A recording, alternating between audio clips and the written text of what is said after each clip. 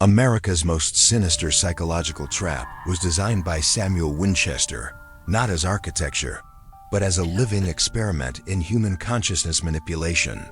Construction of the Winchester Mine Prison began in 1862, requiring 8 years not due to architectural complexity, but because the design evolved with each victim. Winchester wasn't changing his mind about blueprints. He was refining the maze based on how test subjects moved through the space, perfecting pathways that would fragment human sanity.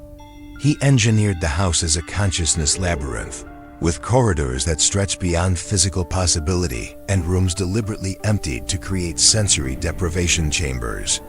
The dollhouse aesthetic wasn't whimsical. It was calculated to trigger psychological regression, reducing adult minds to childlike states of vulnerability and compliance.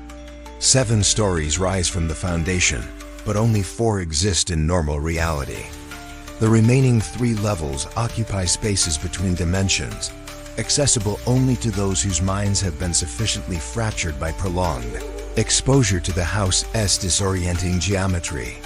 Each floor specializes in different forms of mental dissolution. The basement bedrooms lack windows not for privacy, but to simulate burial subjects place their experience premature. Psychological death, their consciousness gradually transferring to the house's collective intelligence. As you navigate the corridors, the colorful wall tiles reveal their true purpose.